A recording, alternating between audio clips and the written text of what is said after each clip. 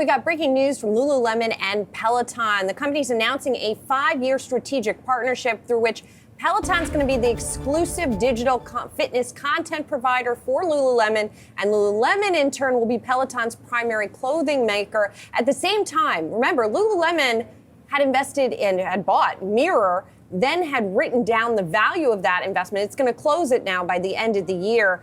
Peloton shares, by the way, are soaring on this news. They've been up in the after-hour session by nearly 30%, which makes me wonder at this point, A, is this being seen as a precursor to Lululemon buying Peloton, A, and B, if it was, why didn't it just do it now? I mean, maybe because it did get a little bit burned by the Mirror acquisition, which did not work out as Lululemon had planned. But this is really fascinating to me. Peloton instructors, some of them are going to become Lululemon ambassadors as part of this partnership. So it's just pretty fascinating. It is fascinating. The Peloton story is fascinating because we all remember Peloton from the pandemic, family and friends scurrying to get their hands on one, right? And then since then, though, there's been challenges for this company. The CEO, Barry McCarthy, has been working on ways to regroup, to resurge, to pull different levers. It's not just this deal. He's done other deals as well with Amazon, with Hilton Hotels.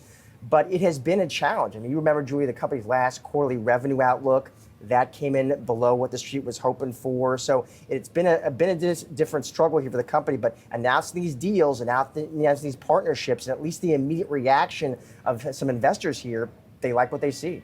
Yeah, it does seem that way. I mean, I was just looking, as I was sort of tongue-in-cheek to some extent, saying, oh, why doesn't Lululemon just buy Peloton here? Lululemon at this point is valued at around $48 billion.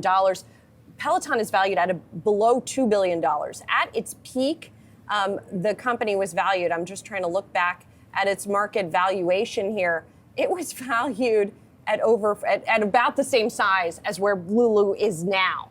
So it was valued at nearly $50 billion, Peloton was. Remarkable. Now to below $2 billion. Yep. So Lululemon could, in theory, purchase the likes of a Peloton. Right now is doing this partnership here for this partnership on content.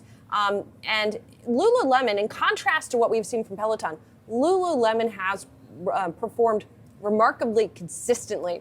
And there was even a fun story this week in the Wall Street Journal that said it's one of the rare brands that is cool for both teenage girls and their mothers to wear, which was sort of a feel-good kind of fluffy kind of piece, but it has shown consistent performance. Peloton, it is much smaller, but I tell you, and you know this, Julie, when you meet the Peloton customer, it is smaller, but it's a loyal base, and part of the plan there has been just keep that smaller base happy and satisfied. Sure, that smaller base that once they have a bike, they're not buying another bike. Nope.